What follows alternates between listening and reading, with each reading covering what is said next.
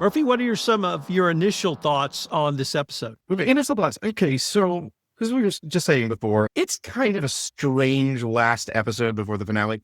It's essentially a Ferengi family story. It's the sort of climax of the whole Rom-Quark Nagus saga. That's fine. It's a weird place to put it at the end. Yeah, it doesn't really fit, but it's a fun story. I like that Rom ends up in a good place.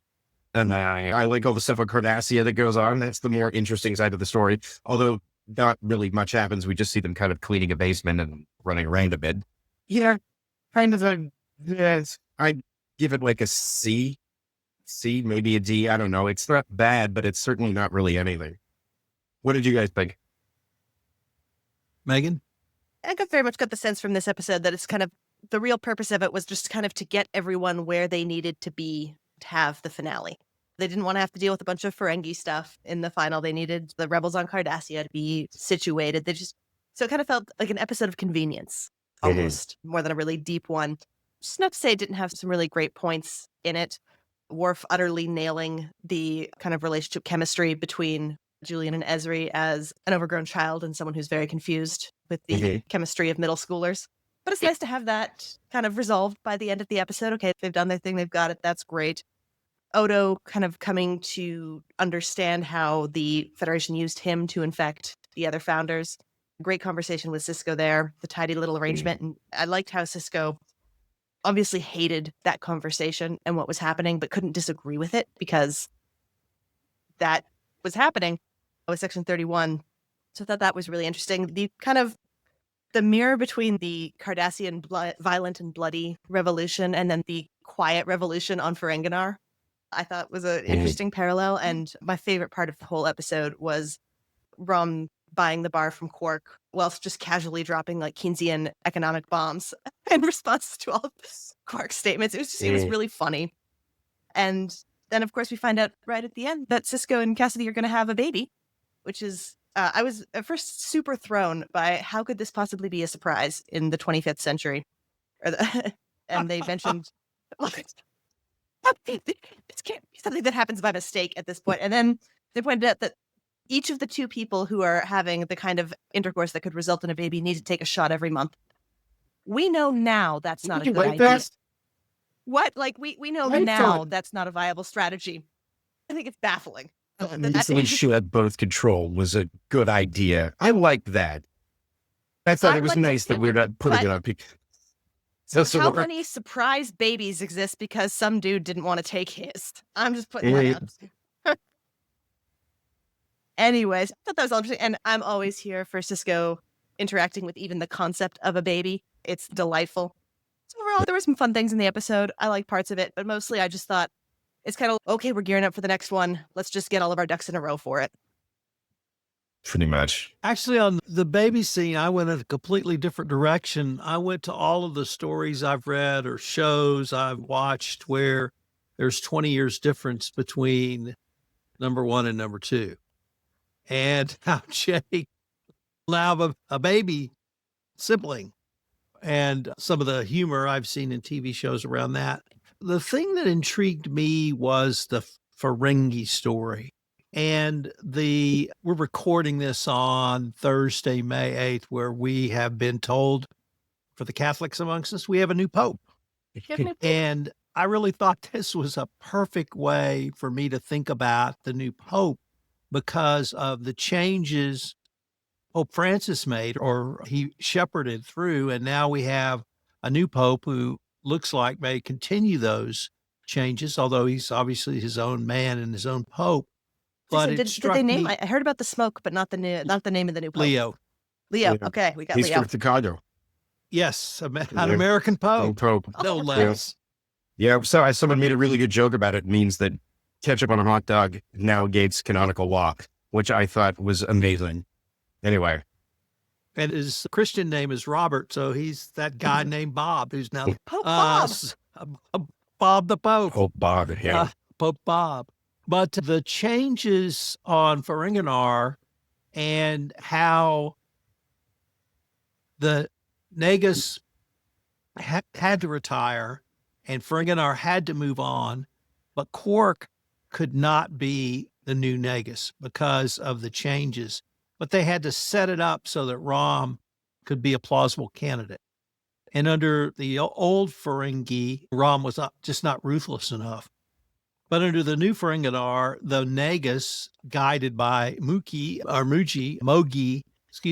seemed to realize Rom had some qualities that would allow him to have a broader vision. So I was really intrigued by that story and how Quark was going to draw the line in the sand. That line in the sand came from something that Picard said, but when I heard it this afternoon, I thought, I think Churchill said that. Yeah. So I looked really, that up too. It was a Churchill thing. Originally from Okay. the Book of Job is where the quote Yeah. originated. Yeah. So I really appreciated that. And Churchill was trying to do something equally inane, which is keep the British Empire intact after World War II. Rom is the right guy, the right Ferengi at the right place at the right time for the moment of Ferenginar. So I really like sort of that angle of the story as well. Brunt was just perfect, and it just could not have been better. I don't think I'd ever seen the toenails being done quite that way before. I've never had a male point my toenails, only females. So I've never quite experienced that. Having my toenails sharpened by a male. It may be something I've really missed, and I need to open myself to new experiences. Never say never. It's not too Never. late. Never. The other thing that the scene was way too short, but it was the scene with Admiral Ross, Sisko, Klingons, and the Romulans on what to do next. And you knew the Klingon was going to say attack. And I thought his logic was sound. And Sisko certainly agreed with that logic. And the Romulan, I'm not sure he saw the logic, but he saw the importance to the Alliance, or whatever they call themselves, those three powers. And now was a time to pounce. They do not yet know, I don't think, about what's going on in Cardassia Prime. The Dominion is really being hollowed out from the inside. But that scene was maybe a minute and a half, maybe 2 minutes. But the whole power dynamics there, we so rarely get to see those three empires, and I'm going to call the Federation an empire, together rationally talking like that with a common interest. We have from time to time because of the war, but I really appreciated that scene, and that even the Romulans came along with it. And as Murphy has explained to us, the end of the Romulan Empire is now set in place. The Klingon Empire, I'm not sure this war is what leads to the destruction of the Klingon homeworld, or if it was, as in Star Trek VI, Undiscovered Country, if it was truly an ecological disaster. But the Klingon Empire is headed for some very difficult times as well. That really painted that picture for me even more starkly, knowing where all this goes in different storylines in different Star Trek. So that was good. The whole Ezri Bashir thing, when I heard the line, he's just a overgrown schoolboy, that's like 100% correct. Can we move on now and not have any more of this stupid stuff? But maybe teenagers need to be teenagers and just explore different things. At the end of the day, I have to agree with your sort of grade assessment, Murphy. C, I don't know if I'd go D, but it felt like you said, Megan, it's a filler. Yeah. But, and then we get to see the new Defiant. So who wants to talk about the new Defiant? Because she's a character to me. That was interesting. It felt a little bit to me, you know, like often in TV shows, there'll be fan service, something that's plainly done just for the delight of the watch. I felt like it was cast service almost to have a new Defiant christened. I think I don't have the emotional connection, Tom, that you do to the Defiant, but I am glad that Sisko got a ship back and that they'll have something they're all excited to fight. And it all goes back to Wolf 359 for me. So just thinking about that. The other thing I thought when he presented him the pad transferring command, I thought, I wonder if they knew iPads were 10 years down the road when they did that. Because this is, I read once that someone, when they were talking about Star Trek and as a vision of the future, and someone said, it is ridiculous to think that people would operate everything by holding squares in their hands. That's never a thing that would be possible. They were highly prescient, I think, in terms of how we actually use these. I have seen a thumbprint used on contracts in America now. Okay. Yeah. Yeah. There's actually a really good book for the mid-90s. There's a nonfiction book. The name escapes me. I'll look it up and mention it next time. But it's literally all about that, how specifically technology that was presented in TNG and and stuff in TOS as well, and how it influenced a generation of scientists, and how that sort of culture of Trek and Trek design and other elements of that sort of led scientists, inspired future scientists to sort of work on things. It's a really interesting book. I have a copy of it somewhere. I'm going to have to like haul it out and look, but it's neat to see there is a direct correlation between science fiction and specifically Star Trek and movements of technology and stuff going forward. So it could be argued that Star Trek caused the modern smartphone, at least in the design we have. Yeah. I mean, look at the original communicator. That's cool. It's the first flip phone, right? It is the handheld first communicator. Yeah. It's that gorgeous little black and gold flip phone that he has wherever he goes. Yeah. It predates like a Motorola Razor by 40 some odd years, but it's gorgeous. Or if you suggested something to me, let me see if I can follow this thread, that engineers or scientists were inspired by some of the things they saw. Let's go back to TOS. And I heard James Doohan say multiple times, people came up to him, both men and women, and said, I became an engineer because of you, because of Scotty. And of course, the same with Bones. People became doctors because of him. Is there a character, or excuse me, technology from TNG that you can draw a line either to careers or pop culture or any products? We just talked about DS9 and perhaps the iPad. Anything in TNG that would fit into that category from your perspective? Well, I think, probably something like a tricorder. A tricorder is another flip instrument like that you basically is a mini database. It's an early form of smartphone. I've heard, I'm not a scientist by any means, but I've heard people talking about like warp bubbles and warp travel and stuff like that, and people using concepts from Star Trek to sort of explore how warp theory might be possible, or some variant of it using something like cold fusion. But yeah, I think there's a lot of stuff like that's Star Trek in particular, because and specifically TNG, because TNG is so non-action based. It's a very cerebral, talkative show. If you try to watch old episodes of TNG, there are many episodes that just completely revolve around dialogue. I mean, fair share of action, but I think that's interesting. And I think that gives something to people who want to look at the future or want to have discussions about things. I think that's an inspiring thing. I would say the show as a whole, like this, feel a little dated, but yeah, if you were a person who was into thinking about things, I think that would be an inspiring thing to watch back in the day. In a sea of otherwise late 80s sitcoms, it was something completely different. You get a primetime show that's sort of that cerebral and sedate. Very interesting. I don't know if that was a little off topic, but that's sort of where I was going with people making stuff. Well, I think that's a big difference. Go ahead. So I also wanted to mention something you mentioned about the Defiant. When they zoom in on the plaque for the Sao Paulo, and it says it's named to honor the people of Brazil, and it pulls it back, and then they immediately change the name. I thought that was slightly discourteous. Just a smidge. That's a really good point. Yeah. I hadn't thought of that. It was a little less than a minute or so later. Fine. But yeah, it felt a little discourteous. Anyway, yeah, sorry, I didn't mean to interrupt you. Go on. What you got, Megan? No, that's good. I was just going to say I think one of the big differences between the older Trek iterations, especially TNG and to an extent DS9, and the newer ones, it's board meetings about ethics in space. Yes. And that it's niche. It had broad appeal, but it was so fascinating that became so popular. And that's the thing I find I really miss in some of the newer Trek installments is I want those ethical discussions to be happening in high tense situations and listen to people talking through these issues and making decisions about them. That's one of the things I love most about the franchise. Yeah. And it was such a risk for them to take, and I'm so glad that they did. Yeah, we've talked about that with B5 too, where B5 is just one endless conference intermixed with a few space battles, but it's basically just like Senate politics for its entire run, which is kind of great. But yeah, TNG did that really well. It's the conference room. And I think Voyager did it really well as well. There's a lot of good scenes in Voyager where they're just hashing out conversations and having dialogue. It's definitely not as sharp as some of the conversations in TNG, but Voyager was paid to a very different audience.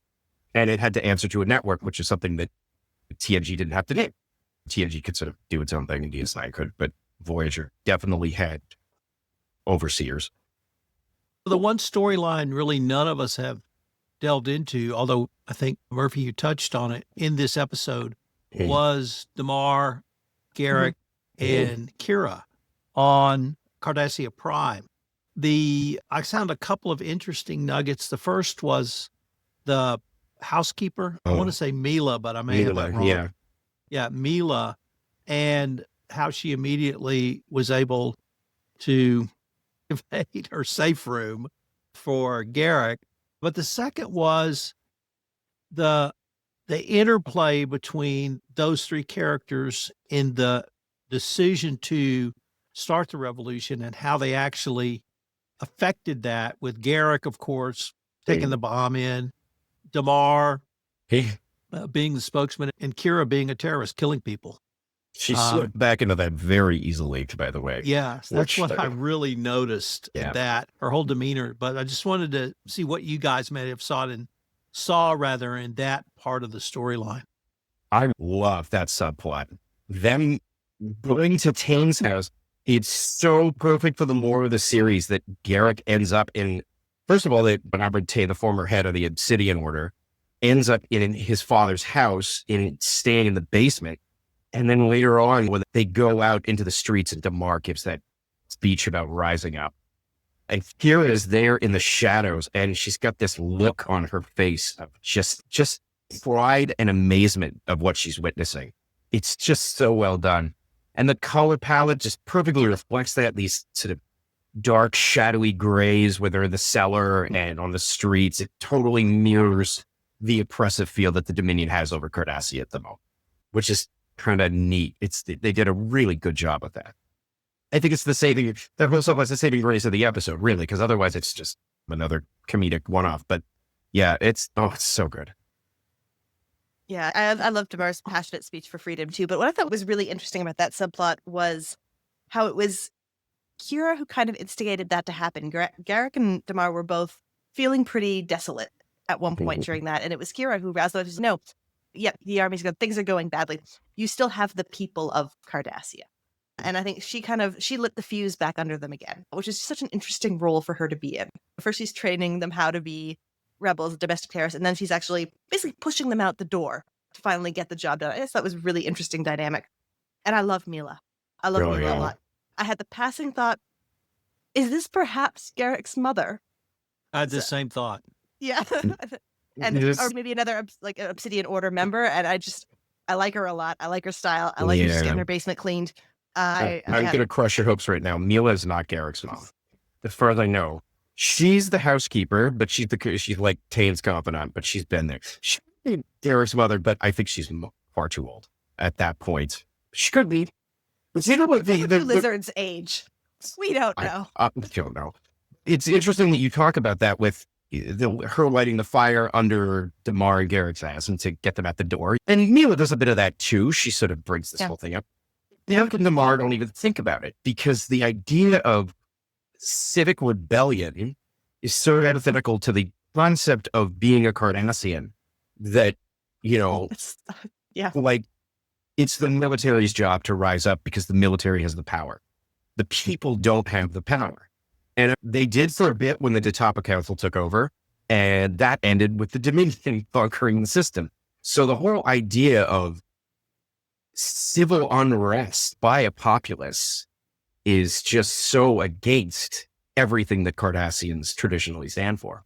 So I think that's one of the reasons why they wouldn't even enter into their minds, despite the fact that they've been doing this whole time. I could be wrong, but that's until hearing what if it's more? What if you could be a symbol? Keep in mind, Damar's so reluctant too that he doesn't see himself as a symbol until she does that. He sees himself constantly through the rebellion as a general or a gull. Anyway. What about the Dominion intelligence failure to not know that Damar and team were on Cardassia Prime and to think that he was still on the ship they destroyed? Oh, I hadn't thought about that. It struck me that it was a lot less powerful than the Dominion I had come to know and love. Yeah, I think the Dominion has their hands full. I think they can just call it a win. They're just like, we blew up his ship, we killed his people, we got his buddy on hand. I think for all intents and purposes, they probably, until Damar starts showing up.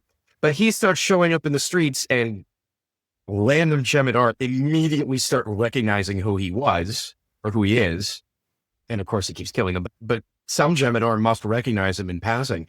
You'd think that Dominion security would immediately know what was going on. It's a little interesting. It was a good excuse to go to Mila's house and hang out in her basement and then clean it. There you go. Yeah. And just a simple tailor can clean as well. Just a simple tailor. All right, guys, we've got a huge two-parter coming up. It is the fulfillment of all of our hopes, dreams, and fulfillment. Till next time. We'll see you. Compliance Podcast Network. Start your mornings with daily compliance news, quick, sharp updates on the top compliance and ethics stories in under 5 minutes every morning in Compliance Podcast Network. Because compliance never sleeps. Need practical advice fast? Check out Compliance Tip of the Day. One actionable idea to level up your program. Short and sweet, every day on Compliance Podcast Network. Got 10 minutes? We've got the week's top 10 stories. 10 for 10 brings you the big compliance headlines. Fast, fun, and focused. Every Saturday on Compliance Podcast Network. And don't miss the Sunday Book Review, where compliance meets culture through must-read books and big ideas every Sunday in Compliance Podcast Network. Whether you're in the office, on a walk, or commuting, stay smart, stay ethical, stay tuned. Only on the Compliance Podcast Network. Available wherever you listen to podcasts.